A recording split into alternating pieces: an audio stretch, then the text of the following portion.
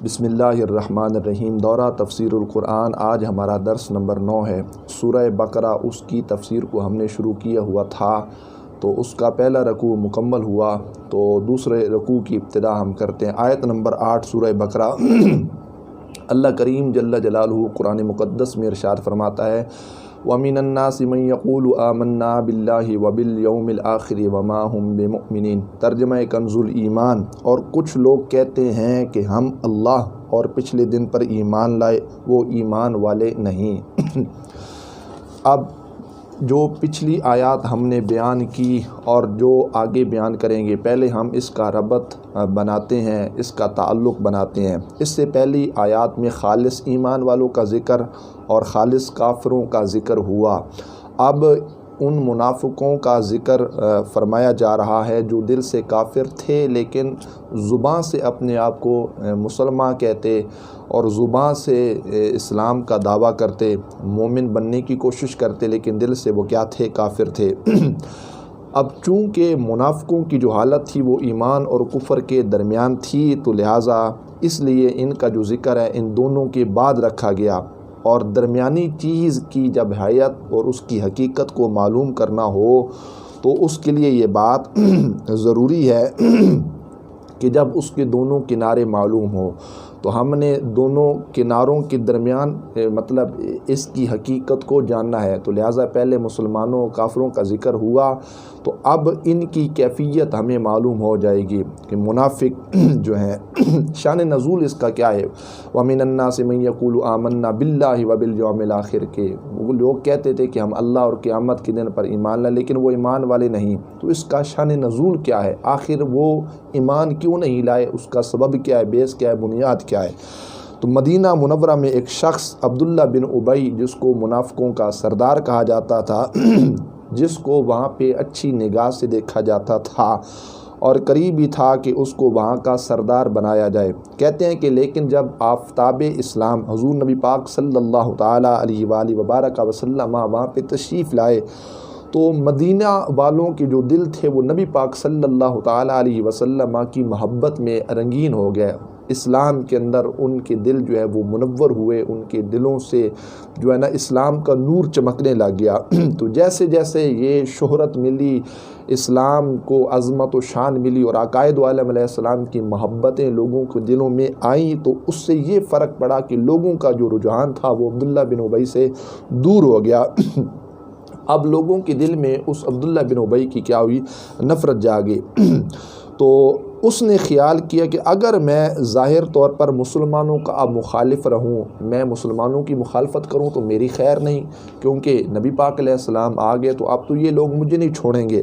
تو اب اس نے کیا کیا؟ اس نے بظاہر جو ہے نا وہ اس نے کہا کہ میں مسلمان ہوں، ظاہری طور پہ اس نے مطلب مسلمانی کا دعویٰ کیا، لیکن دل سے وہ اسلام اور بانی اسلام نبی پاک صلی اللہ تعالیٰ علیہ وسلم کی دشمنی اس شخص نے اپنے کیا رکھی؟ سینے کے اندر رکھی۔ تو مسلمانوں کے سامنے بظاہر نبی پاک علیہ السلام کے اوصاف بھی بیان کرتا تھا، تو لیکن دل میں کیا ہوا؟ اس نے یہ دشمنی رکھی۔ تو اس وجہ سے کیا ہوا؟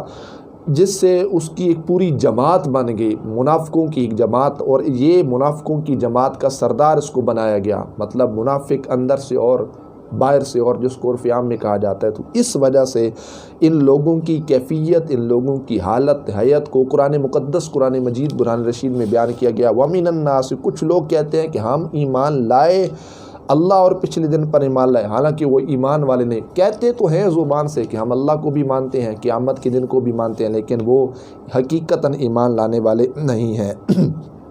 آگے پھر دیکھیے کہ اللہ کریم جل جلالہ نے مسلمانوں کی صفات میں اس جگہ 4 آیتیں نازل فرمائی ہیں، اللہ اکبر، جن میں مسلمانوں کے اوصاف کو ذکر کیا گیا ہے، مسلمانوں کی شان و عظمت کو ذکر کیا گیا، اور کھلے جو کافر ہیں ان کے متعلق اللہ کریم جل جلالہ نے 2 آیتیں نازل فرمائی ہیں۔ لیکن منافقوں کے عیوب کو جب اللہ کریم نے لوگوں کو بتانا چاہا تو 13 آیات منافقوں کی نشاندہی اور منافقوں کی علامات اور منافقوں کا جو نفاق تھا اس کو لوگوں کے سامنے ظاہر کرنے کے لیے اللہ کریم نے قرآن مقدس میں اسی مقام پر 13 آیات جو ہے نا اس کا نزول فرمایا، اس لیے کہ منافق جو ہوتا ہے وہ کافر سے بھی زیادہ خطرناک ہوتا ہے، اور اس لیے کہ مسلمان جو ہے نا کہیں ایسا نہ ہو کہ اس کو پہچان نہ سکیں، کیونکہ ظاہری طور پہ وہ اسلام کا دعویٰ کرتے ہیں۔ تو اللہ کریم جل جلالہ نے کیا کیا، منافقوں کی بہت زیادہ نشانیاں بتا کر مسلمانوں کو بتا دیا تاکہ ان کا نفاق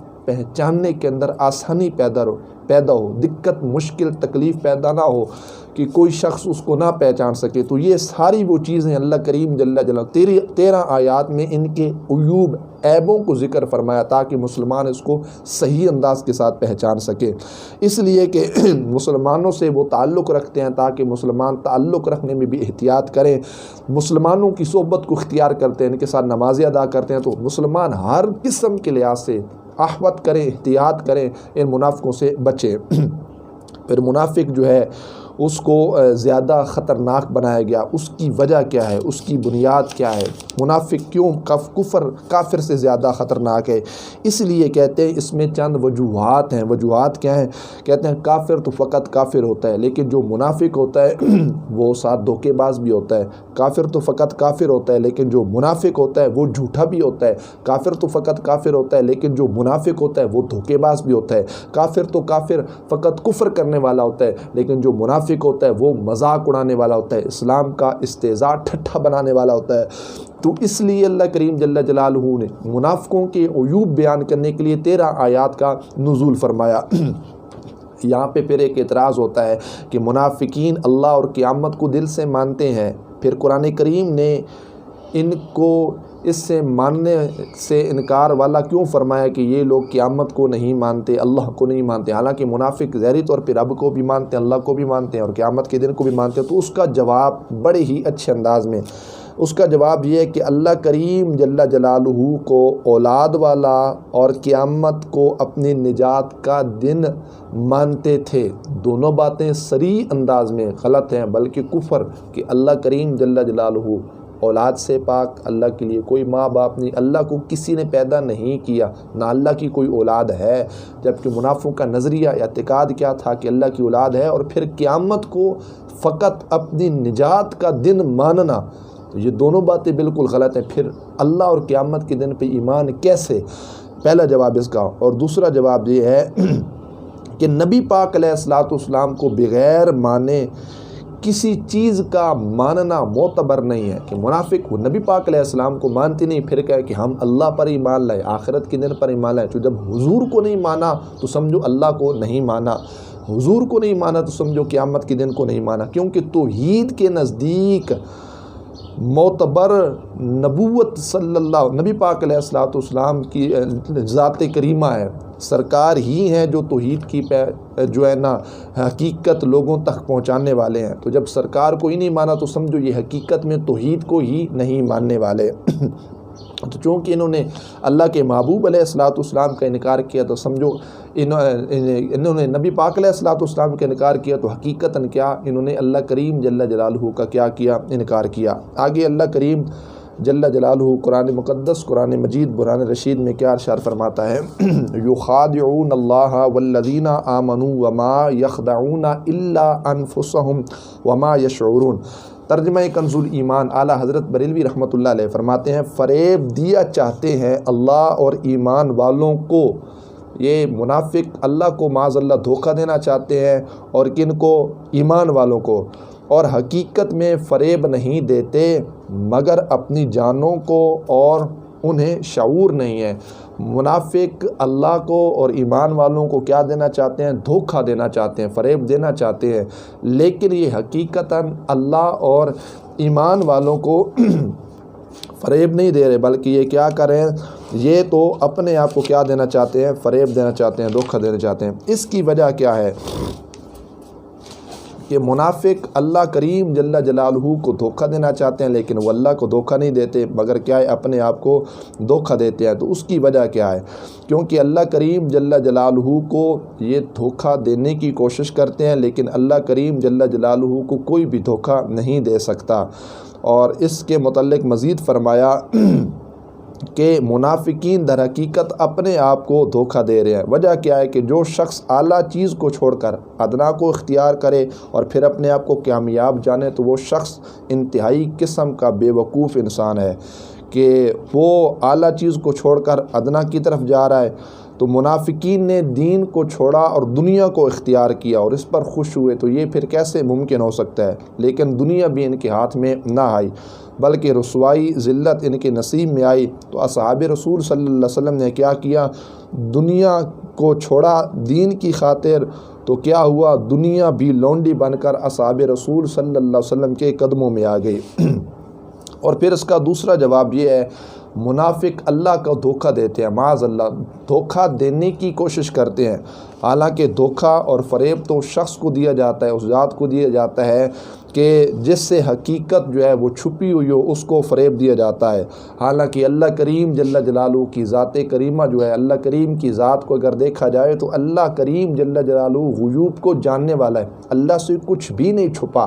جب اللہ سے حقیقت نہیں چھپی تو پھر اللہ کو یہ کس انداز میں فریب دینے کی کوشش کر رہے ہیں، معاذ اللہ۔ تو اس پر تو کوئی شے نہیں چھپی۔ اور دوسرا یہ کہ نبی پاک علیہ الصلوۃ والسلام اللہ کے خلیفہ اعظم ہیں، اللہ نے اپنے حبیب پاک صلی اللہ تعالیٰ علیہ وسلم کو علوم غیبیہ عطا فرمائے ہیں، تو جب ان ہستیوں سے کچھ حقیقت ہی نہیں چھپی تو پھر ان کو فریب دینا یہ کس درجے کے اندر آئے گا؟ تو فریب تو اس ذات کے لیے، اس شخص کے لیے ہوگا جس سے کچھ بات چھپی ہوئی ہو، کچھ حقیقت چھپی ہوئی ہو۔ جب یہ ہستیاں اللہ کریم جل جلالہ کی ذات، جس رب سے کچھ بھی نہیں چھپا، کائنات میں وہ کروڑویں درجے تک اگر کوئی تنکا بھی حرکت کرتا ہے، اس سے بھی کم تر چیز ہے، اللہ اس کو بھی جانتا ہے۔ دل میں خیال تصور بعد میں آتا ہے، اللہ اس کو پہلے جانتا ہے۔ تو پھر ان کو فریب اور دھوکہ دینا یہ کس معاملے اور کس درجے کے اندر آئے گا؟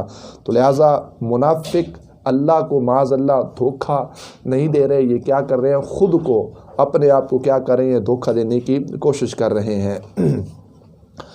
پھر بعض علماء نے اس پر یہ کہا کہ اللہ کریم جل جلالہ کو کوئی دھوکہ نہیں دے سکتا، یا اللہ سے مراد رسول اللہ صلی اللہ تعالیٰ علیہ وسلم کی ذات ہے، کہ معاذ اللہ کوئی شخص یہ سمجھے کہ ٹھیک ہے اللہ کو دھوکہ نہیں دیا جا سکتا، اللہ کے محبوب علیہ السلام کو تو دھوکہ دیا جا سکتا ہے، تو اس سے مراد یہ نبی پاک صلی اللہ علیہ وسلم کی ذات مبارکہ بھی ہو سکتے ہیں۔ اس کی وجہ کیا ہے؟ کیونکہ بہت سے مقامات پر اللہ سے نبی پاک علیہ الصلوۃ والسلام مراد ہوتے ہیں، تاکہ لوگوں کے سامنے حضور نبی پاک علیہ الصلوۃ والسلام کی عظمت کا پتہ چل جائے۔ نبی پاک علیہ الصلوۃ والسلام کا بارگاہ الہی میں وہ درجہ ہے کہ ان کی اطاعت اللہ کریم جل جلالہ کی اطاعت ہے، سرکار دو عالم علیہ السلام کی مخالفت اللہ کریم جل جلالہ کی مخالفت ہے۔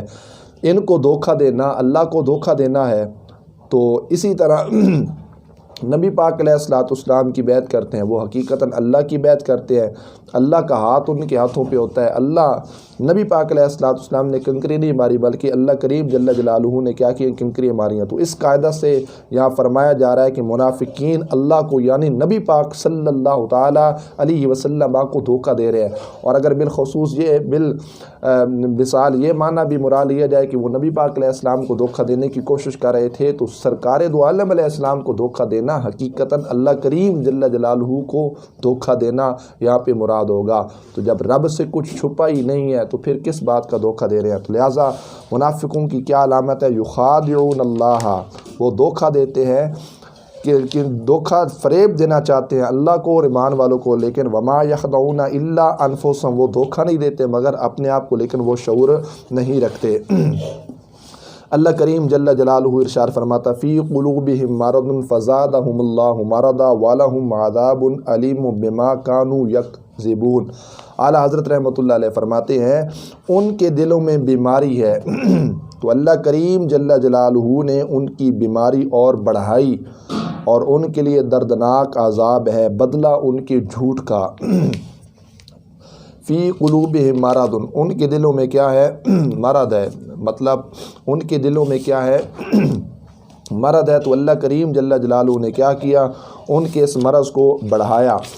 مرض سے کیا مراد ہے؟ اس میں مختلف علماء نے اقوال نقل کی ہیں۔ وہ کہتے ہیں اس میں یہ ہے کہ اللہ کریم جل جلالہ نے کیا کیا؟ ان کی اس بیماری کو مزید بڑھا دیا۔ تو اس میں علماء نے یہ لکھا ہے کہ اس آیت میں قلبی مرض سے مراد منافقوں کی منافقت اور نبی پاک علیہ الصلوۃ والسلام سے بغض کی بیماری ہے، تو اللہ کریم جل جلالہ نے کیا کیا، اس بیماری کو بڑھایا۔ معلوم ہوا کہ بدعقیدگی روحانی زندگی کے لیے تباہ کن ہے، اور نبی پاک صلی اللہ تعالی علیہ وآلہ وسلم کی عظمت و شان سے جلنے والا مریض یعنی دل کا بیمار ہے، اور اس کی بیماری مزید بڑھتی رہتی ہے۔ تو یہ انتہائی قسم کی کیا ہے، خطرناک بیماری ہے، اللہ ہمیں اس سے بھی محفوظ فرمائے۔ فزادہم اللہ مرضا، مفسرین نے اس اضافے کی مختلف صورتیں بیان کی کہ یہ اضافہ کس سبب سے ہوا، اور اس میں کیا صورتیں ہیں کہ یہ کیسے اضافہ کیا گیا ان کی امراض کے اندر۔ کہتے ہیں ریاست چھن جانے کی وجہ سے منافقوں کو بہت قلبی رنج پہنچا، تکلیف پہنچی، اور وہ دن بدن نبی پاک صلی اللہ تعالی علیہ وسلم کی ثابت قدمی اور نبی پاک علیہ الصلوۃ والسلام کی ذات سے حسد کی آگ میں جلنے لگے۔ تو جتنا نبی پاک علیہ الصلوۃ والسلام کا غلبہ ہوتا گیا، آپ صلی اللہ علیہ وسلم لوگوں میں مقبول ہوتے گئے، تو اتنا ہی اللہ کریم جل جلالہ نے منافقوں کے رنج و غم میں اضافہ فرما دیا۔ تو یہ جو اضافہ تھا وہ منافقوں کے دل میں جو منافقت تھی اس میں منافقت تھا، اور اس مرض سے مراد کیا تھا، مرض سے مراد کیا تھی، یہ منافقت تھی جو نبی پاک علیہ الصلوۃ والسلام سے حسد کیا کرتے تھے۔ تو اللہ کریم جل جلالہ نے کیا کیا، اس منافقت کو مزید زیادہ کر دیا۔ دوسرے نمبر پہ یہ قول بھی نقل کیا گیا کہ منافقوں کے دل کفر، بدعقیدگی اور نبی علیہ الصلوۃ والسلام سے عداوت و دشمنی سے بھرے ہوئے تھے۔ اللہ کریم جل جلالہ نے ان کی ان چیزوں میں کیا کر دیا، مزید اضافہ فرما دیا کہ ان کے دلوں پر مہر لگا دی، تاکہ وہ کوئی واعظ و نصیحت ان پر اثر انداز نہ ہو سکے۔ مہر اس انداز میں پختہ ان کے قلوب پر لگائی گئی، تاکہ جو عداوت و دشمنی ان کے دلوں میں ہے وہ مزید زیادہ ہوتی گئی۔ تو اسی طرح علماء نے اس کی اور بھی امثال جو ہے وہ بیان کی ہیں۔ کہتے ہیں کہ ایک علامت یہ بھی ہے کہ وہ قول و فعل کے اندر جھوٹ بولا کرتے تھے، تو ان کے جھوٹ کو زیادہ کیا گیا۔ عقیدے میں جھوٹ تھا، ان کے غلط عقائد جو تھے، تو اس عقائد کی جو غلاظت تھی اس کو اللہ کریم جل جلالہ نے کیا دیا، بڑھا دیا۔ تو کہتے ہیں جھوٹ، یہ منافق بولتے تھے تو جھوٹ کو بڑھایا گیا۔ مطلب کیا تھا کہ جھوٹ ایک گناہ ہے، بلکہ ہزاروں گناہ اس سے پرورش پاتے ہیں، جبکہ ہمارا عقیدہ ہے انبیاء کرام علیہ السلام وہ سارے کے سارے جتنے بھی اللہ کے نبی ہیں، انبیاء ہیں علیہ السلام، وہ جھوٹ نہیں بول سکتے اور وہ جھوٹ کے قریب تک نہیں جاتے۔ کئی مقامات پر اس کی اجازت علماء مفسرین نے ذکر کی ہے۔ یہاں پہ کہتے ہیں کہ پہلی صورت یہ ہے کہ سخت مجبوری میں دو مسلمانوں میں صلح کرانے کی غرض سے اور بیوی کو راضی کرنے کے لیے یا جہاد کی غرض سے جانے کے لیے موقع کی مناسبت کے لحاظ سے ضرورتاً جھوٹ بولنے کی اجازت ہے، وگرنہ عمومی طور پہ جھوٹ جو ہے وہ دنیا اور آخرت میں عذاب کا سبب بنتا ہے۔ علامہ مراد آبادی رحمۃ اللہ تعالی علیہ ایک حکایت لے کے آئے۔ کہتے ہیں ایک شخص کسی حکیم کے پاس جا کر کہنے لگا کہ حکیم صاحب مجھے گناہوں کی دوا درکار ہے۔ اس نے حکیم سے جا کر جب یہ دوا پوچھی کہ میں گناہ کرتا ہوں تو لہٰذا کوئی ایسی دوا دیجیے جس سے میرے گناہ جو ہے وہ چھوٹ جائیں۔ اب جس طرح منافق تھے ان میں مختلف قسم کے گناہ پائے جاتے، جھوٹ کا گناہ، منافقت کا، حسد کا، بغض کا، عداوت کا، یہ ساری وہ برائیاں تھیں۔ تو ایک شخص جب ایک حکیم کے پاس پہنچا اور اس نے یہی کہا کہ حضرت میں بڑا گناہ گار ہوں، تو کیا علاج ہے کہ میرے گناہ جو ہیں وہ ٹھیک ہو جائیں؟ تو حکیم صاحب نے ایک ان کو نسخہ بتایا اور فرمایا کہ توبہ کے پتے لو اور اس کے شکر کے پھول لو اور عبادت کے بیج اور ریاضت کی جڑیں ہم وزن لے کر مجاہدے کے دستے میں کوٹ لے اور اپنے آنسوؤں کے ساتھ تر کر کے صبر کی آگ پر پکا لے اور اخلاص کی کھانڈ سے میٹھا کر کے دل کی آہوں سے ٹھنڈا کر کے اس کو پی جا۔ جب تو پیے گا تو انشاءاللہ اللہ کریم جل جلالہ اس سے شفا عطا فرمائے گا۔ تو یہ وہ ساری چیزیں ہیں جس میں شکر بھی ہے، جس میں عبادت بھی ہے، جس میں ریاضت بھی ہے، جس میں اخلاص بھی ہے، جس میں توبہ بھی ہے، جس میں انسان کے آنسو بھی ہیں۔ یہ وہ ساری چیزیں ہیں جو دل کا میل نکالنے میں بہت بڑا کردار رکھتی ہے۔ منافقوں کے لیے اگر وہ چاہتے تھے کہ ان کے دل سے نفاق دور ہو جائے تو پھر ان کو یہ ساری چیزیں اپنانا پڑیں گی، تو اس سے کیا ہوگا، ان کے دل جو ہیں وہ صاف و شفاف ہو جائیں گے اور ان کے دل جو ہے وہ گناہوں سے دھل جائیں گے۔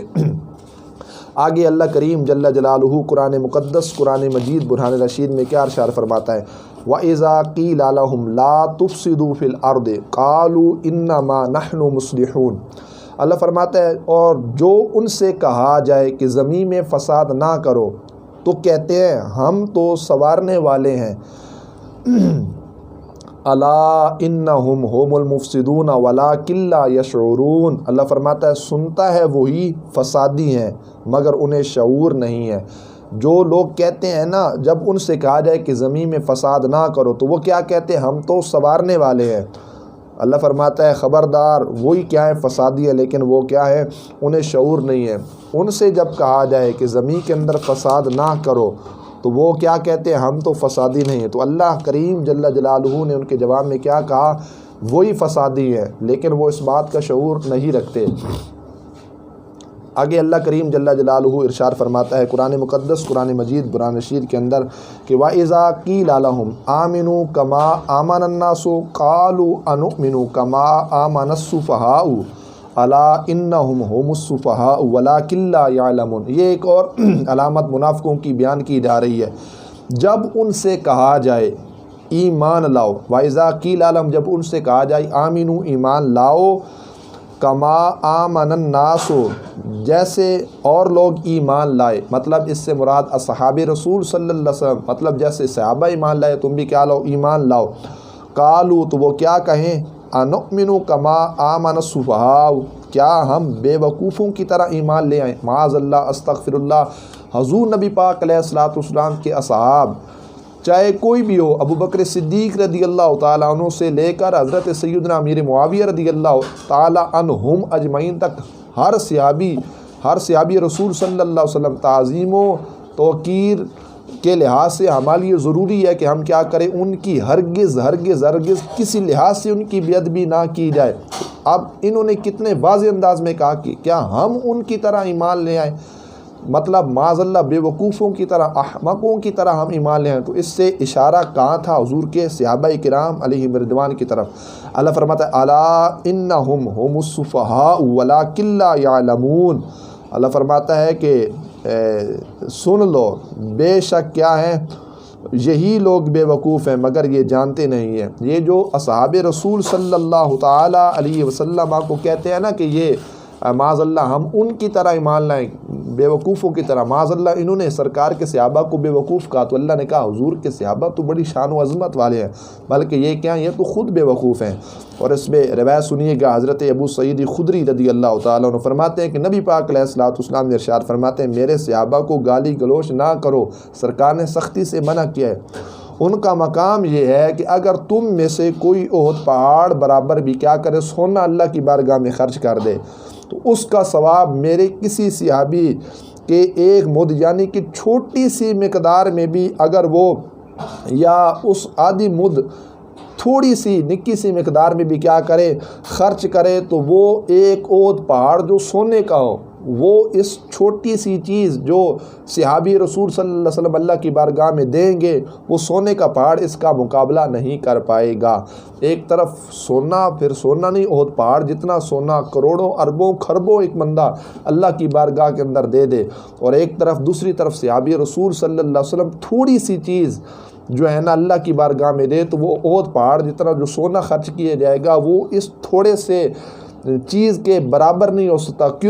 کیونکہ یہ دینے والے اللہ کے محبوب صلی اللہ تعالیٰ علیہ وسلم کے صحابی ہے، اور دوسری طرف دینے والا ایک عام شخص ہے، تو عام شخص صحابی رسول صلی اللہ علیہ وسلم کا مقابلہ کیسے کر سکتا ہے؟ تو معاذ اللہ انہوں نے کیا کیا، نبی پاک علیہ الصلوۃ والسلام کے صحابہ کرام علیہم رضوان کے متعلق کتنا گندا اور غلیظ عقیدہ رکھا کہ ان کو کیا کہا، بے وقوف کہا۔ امام ابن جریر آپ کیا فرماتے ہیں؟ آپ فرماتے ہیں کہ حضرت سیدنا، تو بہرحال انہوں نے کیا رکھا، کتنا گندا عقیدہ رکھا اس متعلق، اور معاذ اللہ اصحاب رسول صلی اللہ تعالیٰ علیہ وسلم کو کیا کہا، انہوں نے معاذ اللہ بے وقوف کہا۔ تو نبی پاک علیہ الصلوۃ والسلام کے اللہ کریم جل جلالہ کیا ارشاد فرماتا ہے، یہ بے وقوف کیا ہے، صحابہ بے وقوف نہیں ہے بلکہ یہ خود کیا ہے، بے وقوف ہیں۔ آگے اللہ کریم جل جلالہ قرآن مقدس، قرآن مجید برہان رشید میں ارشاد فرماتا ہے، وَإِذَا لَقُوا الَّذِينَ آمَنُوا قَالُوا آمَنَّا، یہ ایک منافقوں کی مزید علامت، جب ایمان والوں سے ملے تو کہیں ہم ایمان لائے۔ وَإِذَا خَلَوْا إِلَىٰ شَيَاطِينِهِمْ، جب اپنے شیطانوں کے پاس اکیلے ہوں، قَالُوا إِنَّا مَعَكُمْ، تو کیا کہیں کہ ہم تو تمہارے ساتھ ہیں، إِنَّمَا نَحْنُ مُسْتَهْزِئُونَ، ہم تو یوں ہی ہنسی کرتے ہیں۔ مطلب کیا کہ جب ایمان والوں سے ملتے ہیں تو کہتے ہیں ہم ایمان لائے، اور جب ایمان والوں سے جدا ہو کر اپنے شیطانوں کے پاس جاتے ہیں، مطلب جو ان کی جماعت کے لوگ ہیں منافقت کرنے والے، جب ان کے پاس جاتے ہیں تو ان کو کیا کہتے ہیں، ہم تو تمہارے ساتھ ہیں، ہم تو ان کے ساتھ کیا کرتے ہیں، ہنسی مذاق کرتے ہیں۔ اس کی تفسیر میں علامہ خازن اس کا شان نزول یوں بیان کرتے ہیں کہ عبداللہ بن ابی اور اس کے ساتھیوں نے دیکھا کہ سامنے سے حضور نبی پاک صلی اللہ تعالیٰ علیہ وسلم کے اصحاب آ رہے ہیں، تو اس نے کیا کیا، اپنی قوم سے کہا کہ دیکھو میں نبی پاک علیہ الصلوۃ والسلام کے صحابہ کو معاذ اللہ کیسے بے وقوف بناتا ہوں، معاذ اللہ استغفر اللہ، تو تم نے دیکھنا ہے کہ میں اب کیسے کیا کرتا ہوں، ان کو بے وقوف بناتا ہوں معاذ اللہ۔ اب عبداللہ بن ابی منافق تھا، اس کا یہ نظریہ، یہ عقیدہ اس نے کہا۔ اب اس نے کیا کیا، سب سے پہلے حضرت سیدنا ابو بکر صدیق رضی اللہ تعالیٰ عنہ کا ہاتھ مبارک پکڑا اور فرمایا، مرحبا اے سردار، اے شیخ الاسلام، اے اسلام کے شیخ، غار میں رسول اللہ صلی اللہ علیہ وسلم کے رفیق، اور رسول اللہ صلی اللہ علیہ وسلم کے لیے اپنی جان مال سب کچھ نچھاور کرنے والے۔ پھر اس نے کیا کیا، صدیق اکبر رضی اللہ تعالیٰ عنہ کا ہاتھ مبارک چھوڑ کر فاروق اعظم رضی اللہ تعالیٰ عنہ کا ہاتھ مبارک پکڑ کر فرمایا، مرحبا اے بنو عدی کے سردار فاروق، اللہ کے دین میں قوی اور اپنا مال جان اور سب کچھ اللہ کی بارگاہ میں خرچ کرنے والے۔ پھر اس نے کیا کیا، حضرت سیدنا مولا علی المرتضیٰ شیر خدا رضی اللہ تعالیٰ عنہ کا مقدس ہاتھ پکڑا، فرمایا، مرحبا اے رسول اللہ صلی اللہ تعالیٰ علیہ وسلم کے چچا کے بیٹے، آپ کے داماد، رسول اللہ صلی اللہ علیہ وسلم کے سوا تمام بنو ہاشم کے سردار حضرت علی رضی اللہ تعالیٰ عنہ کا جب بازو پکڑا اور نہ مولا علی کی تعریف کی اس منافق عبداللہ بن ابی نے، تو مولا علی المرتضیٰ رضی اللہ تعالیٰ عنہ نے فرمایا اے عبداللہ بن ابی، اللہ سے ڈر اور منافقت کو چھوڑ۔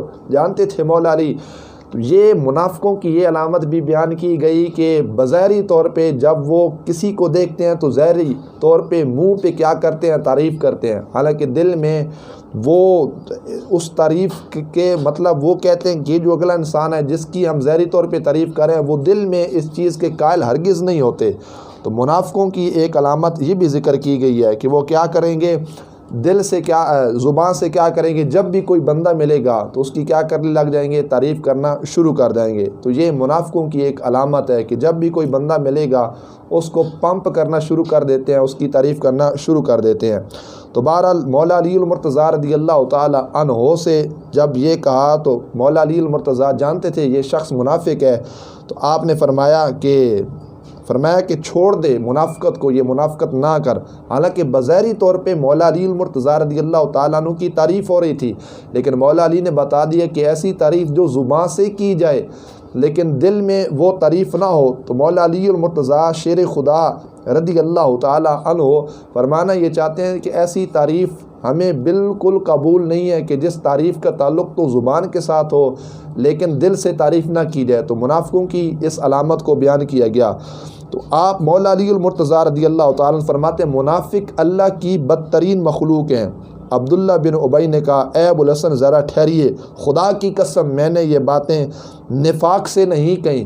منافقوں کی یہ بھی علامت ہے کہ وہ جھوٹی اللہ کی قسمیں اٹھاتے ہیں، اور اس شخص نے اللہ کی جھوٹی قسم اٹھا کے مولا علی سے کہا، ورنہ مولا علی اللہ کی قسم میں یہ منافقت نہیں کر رہا، میں دل سے آپ کی تعریف کر رہا ہوں۔ حالانکہ منافق جھوٹ بول رہا تھا، وہ زبان سے تعریف کر رہا تھا، دل سے تعریف نہیں کر رہا تھا۔ لیکن منافقوں کی علامت میں سے یہ بات ہوا ہے کہ وہ جھوٹ بولتے ہیں۔ اذا حدث کذب، جب وہ بات کریں گے وہ جھوٹ بولیں گے۔ اس نے جھوٹی قسم بھی اٹھائی۔ جب جھوٹی قسم اٹھا کر یہ بات کہی نا تو ہمارا ایمان آپ ہی کی طرح ہے، پھر یہ بات کی کہ ہمارا ایمان ایسے ہے جیسے آپ کا ایمان ہے۔ تو پھر صحابہ کرام علیہم رضوان چلے گئے، مولا علی المرتضیٰ رضی اللہ تعالی عنہم وہ سارے کے سارے صحابہ چلے گئے۔ صحابہ کرام علیہم رضوان کے جانے کے بعد وہ عبداللہ بن ابی نے اپنے ساتھیوں سے کہا کہ تم نے دیکھا کہ میں نے کیسے کیا کیا ان کو بے وقوف بنایا۔ تو یہ وہ چیز ہے اللہ کریم جل جلالہ قرآن مقدس قرآن مجید قرآن رشید میں پہلے سے ارشاد فرما رہا ہے وَإِذَا لَقُوا الَّذِينَ آمَنُوا قَالُوا آمَنَّا، جب ایمان والوں سے ملیں گے، جب ابو بکر صدیق فاروق اعظم مولا علی سے ملیں گے کیا کہیں گے؟ قَالُوا آمَنَّا، ہم ایمان لائے۔ وَإِذَا خَلَوْا إِلَىٰ شَيَاطِینِهِمْ، جب ان کو چھوڑ کر وہ اپنے شیطانوں کے پاس جائیں گے۔ منافق لوگوں کو اللہ کریم نے شیطان کے لفظ کے ساتھ تعبیر کیا ہے، جھوٹ بولتے ہیں، منافقت کرتے ہیں، حسد کرتے ہیں، بغض رکھتے ہیں دل میں، اسلام کا استہزاء ٹھٹھا مذاق بناتے ہیں۔ اللہ نے کہا جب یہ شیطانوں کی طرف جاتے ہیں قالوا انا معکم، ان کو کیا کہتے ہیں؟ ہم تو تمہارے ہیں۔ یہ بھی منافق کی ایک علامت ہے کہ جب کسی سے ملے گا کہے گا میں تمہارا ہوں، میرا اس کے ساتھ کوئی تعلق نہیں، میں تمہارا ہوں۔ وہ ہر شخص کو پریس کرنے کی، پمپ کرنے کی وہ کوشش کرتا ہے۔ تو اللہ کریم جل جلالہ ان علامات کو پہلے بیان ارشاد فرما دیا۔ تو بعض اللہ صحابہ کرام علیہم رضوان، وہ پچھلی روایت کے ساتھ جب یہ بات معلوم ہوئی، جس طرح مولا علی کا ہاتھ پکڑا گیا اور وہ ساری بات، جب یہ واقعہ نبی پاک علیہ السلام کو سنایا گیا، آقا صلی اللہ علیہ وسلم عبداللہ بن ابی نے یہ معاملہ کیا ہے، بظاہری طور پہ ہماری تعریف کی، جانے کے بعد شیطانوں کو کہا کہ ہم تمہارے ساتھ ہیں، ہمارا صحابہ کے ساتھ معاذ اللہ کوئی تعلق نہیں ہے۔ جب سرکار دو عالم علیہ السلام کو یہ بات سنائی گی تو اللہ کریم جل جلالہ نے اس آیت مبارکہ کا نزول فرمایا ہے۔ تو اللہ تعالیٰ جل جلالہ عمل کی توفیق عطا فرمائے، جو کچھ بیان کیا حقیقی معنوں میں قرآن کا فہم عطا فرمائے، قرآن کی تعلیمات پہ عمل کی توفیق نصیب فرمائے۔ وآخر دعوانا الحمدللہ رب العالمین۔